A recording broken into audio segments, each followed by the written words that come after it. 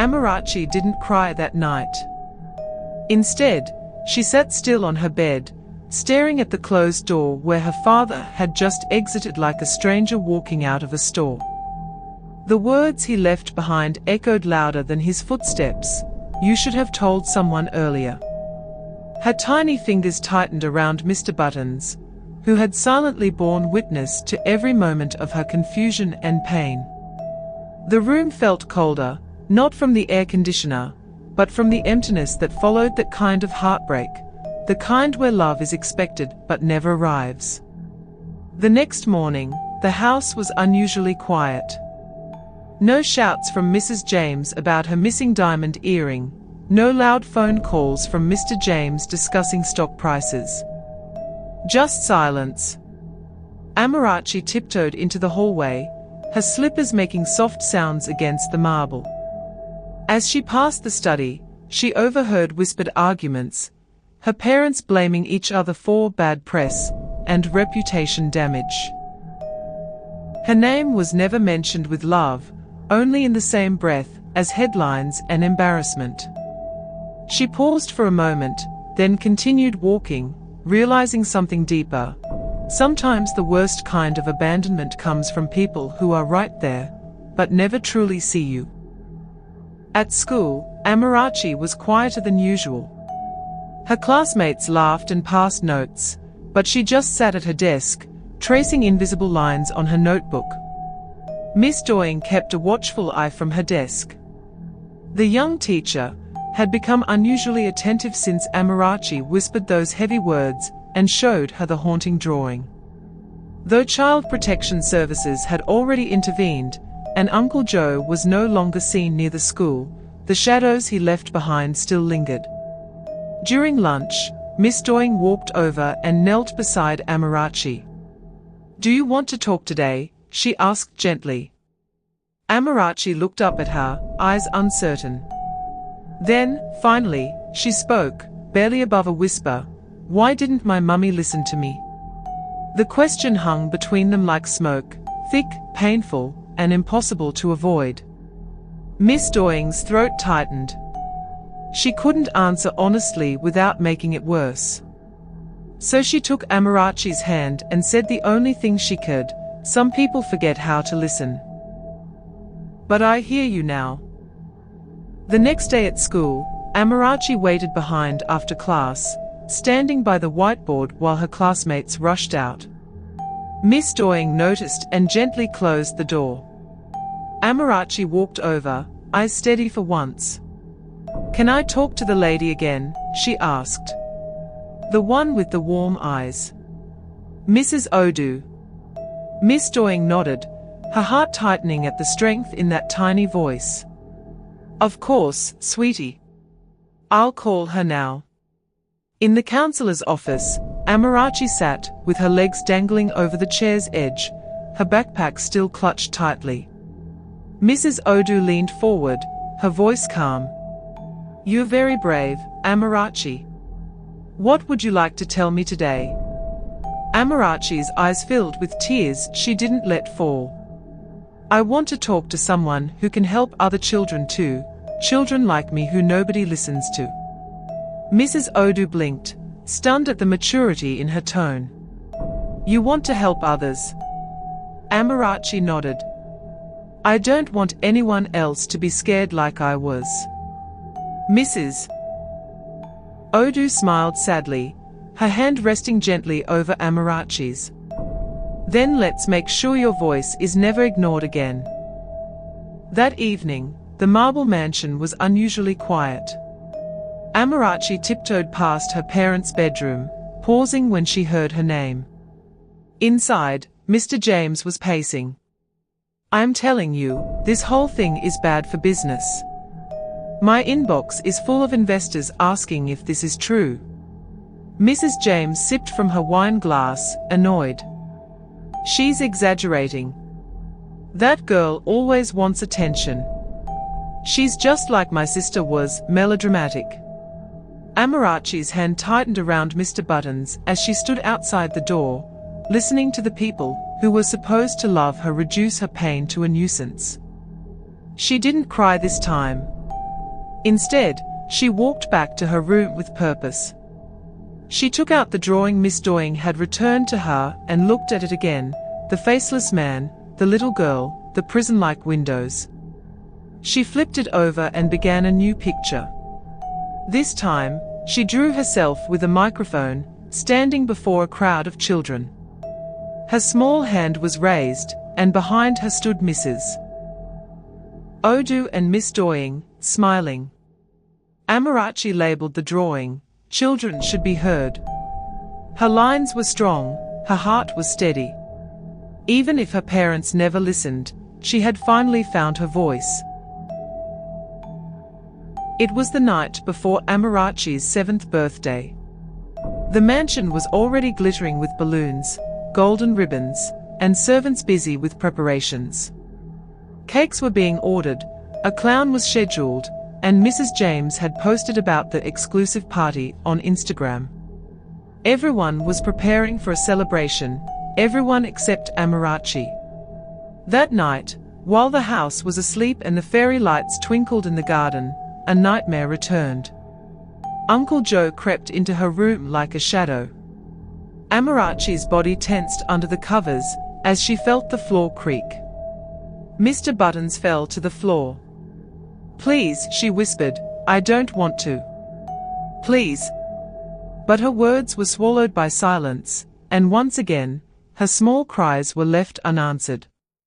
Her room, her supposed sanctuary, became the darkest place of all. When it was over, she curled into herself, trembling, feeling smaller than ever. The mansion remained silent, not a single soul coming to check, not even Auntie Rose. The next morning, golden sunlight poured into Amarachi's room, gently touching the pink curtains and sparkling tiara laid out for her birthday. But Amarachi didn't move. She sat silently on the floor, wrapped in a blanket, her eyes distant, staring at the blood-stained bedsheet. Her tiny world had shattered completely. Uncle Joe had done what she didn't even have words for. Her body ached, but it was her soul that felt torn. She had bled. Real blood. It wasn't just the bad touches anymore. He had taken something she could never get back. Still, even through her pain, she carefully folded the bedsheet and stuffed it under her bed. She didn't want anyone to know. Not because she wasn't hurting, but because she knew they wouldn't believe her. Her mother would shout, her father would sigh, and Uncle Joe would keep smiling. So she cleaned her face, wore the birthday dress laid out for her, and stood in front of the mirror. She tried to smile, but her reflection only looked back at her. Quiet, broken, and tired of fighting alone. The mansion was alive with music. Laughter rang out from well-dressed guests, children bounced in colorful castles, and trays of fancy cupcakes floated around like treasures. Everyone clapped and cheered when Amarachi appeared in her shimmering pink dress, a golden crown in her hair. But no one noticed her eyes, how they didn't shine. No one saw how she flinched when someone hugged her too tightly. She walked like a ghost among her own birthday decorations, smiling for cameras, cutting cake with shaky hands. Every time someone sang happy birthday, her heart beat harder, not with joy, but with the echo of the night before. Her little body hurt, but she hid it. She was bleeding inside, but no one saw. She sat quietly in a corner as the sun began to set, clutching Mr. Buttons. Her teddy bear was the only one who knew. He had seen it all. Her voice trembled as she whispered to him, "I told them. I tried. But no one ever listens. Not even when I bleed." And that was the truth that would break any heart. A child so young, carrying a grief so old, ignored by the very people meant to protect her. Her birthday candles had burned, but the wishes she made were not for toys or cake. They were for safety. For love. For someone, anyone, to truly see her. Later that night, after the last balloon popped and the guests had gone, Amarachi sat alone on her bed. Her gifts were piled high, dolls with golden hair, tablets, designer clothes, but none of them filled the hollow space inside her chest. Each box reminded her of how easily people thought money could fix everything. No one had asked if she was happy. No one had asked if she was safe. She stared at the gift from her father, a silver necklace with her name engraved. She held it in her palm, cold and shiny, but it felt heavier than it should. "You should have told someone earlier," he had said. As if she hadn't tried. As if she hadn't screamed silently for nights, waited by doors that never opened, prayed someone would finally look her in the eyes and believe her. She slowly crawled beneath her pink satin covers, Mr. Buttons tucked under her chin. Tears slid down her cheeks, soaking the pillow, but still, she made no sound. Crying out loud didn't work. Whispering didn't either. So she let her pain leak quietly, like a child already too tired of the world. All she wanted was a hug that meant something. Eyes that really saw her. Arms that would keep the monsters away. But instead, she had silence, and a bed full of expensive gifts that couldn't stop the ache inside her heart.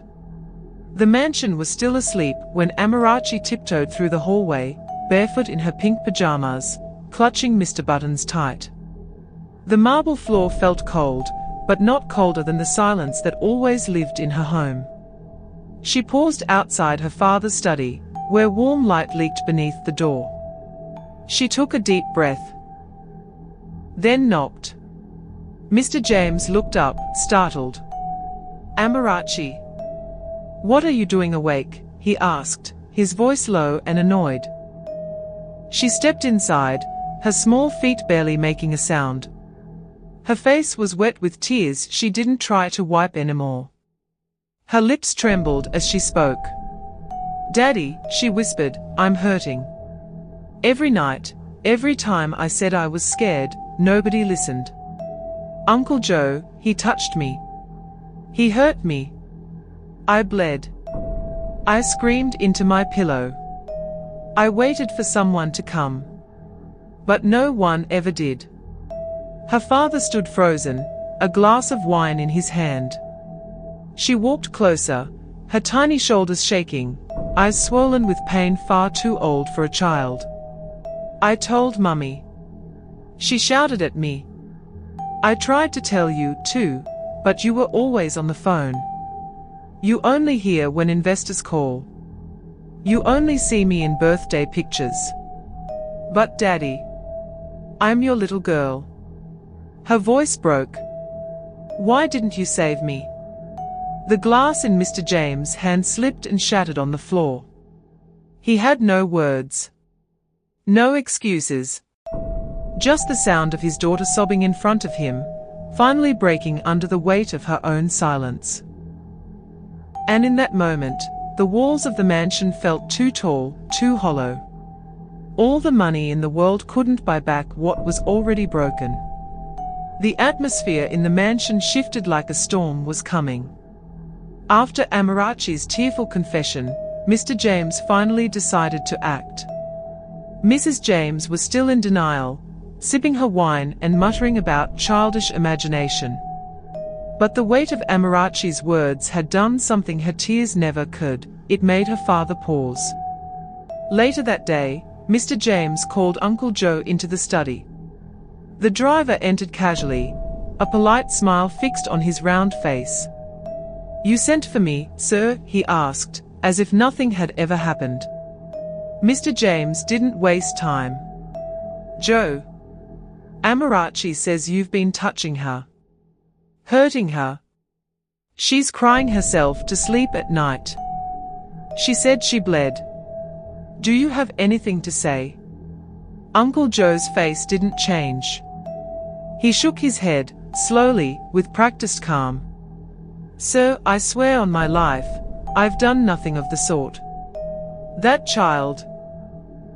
Maybe she misunderstood something. Children make up things sometimes, you know. Maybe she saw something on TV. She's a very imaginative girl. Amarachi stood quietly outside the door, listening, holding her breath. When she heard him lie, smoothly, effortlessly, it felt like the floor disappeared beneath her. Her little fingers clenched around Mr. Buttons so tightly the seams nearly tore. Inside the study, Mrs. James folded her arms. "See? I told you. She's been acting out lately. Maybe she just wants attention." Mr. James said nothing. He stared at Uncle Joe, unsure of what was true anymore. The room was thick with silence, except for the quiet hum of the air conditioner. And once again, the truth, Amarachi's truth, was swallowed by doubt and pride. Mr. James couldn't sleep that night. He paced the length of his study like a man haunted. Amarachi's words echoed in his mind. I bled. I screamed into my pillow. But no one came. Every time he closed his eyes, he saw the pain on her little face. His eyes fell on the family photo on his desk, Amarachi in the center, holding her favorite teddy bear, Mr. Buttons. Then, something clicked. He rushed to his safe and pulled out an old purchase receipt. 2 years ago, when he bought Mr. Buttons from an exclusive overseas tech store, the salesman had boasted, "This bear is more than a toy, sir. It's a smart surveillance model. There's a discreet camera in one of the eyes.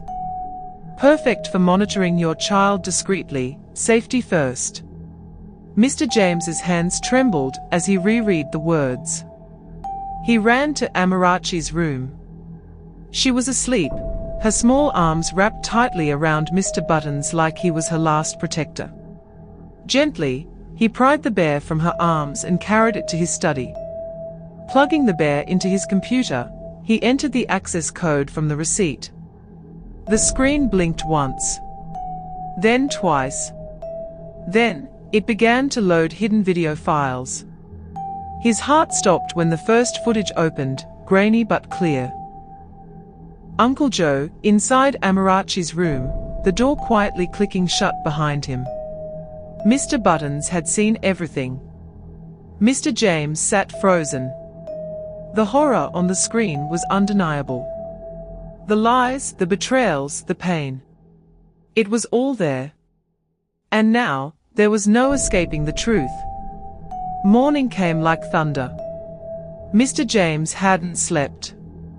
His face was pale, jaw clenched, as he sat in front of his laptop, eyes glued to the footage from Mr. Buttons.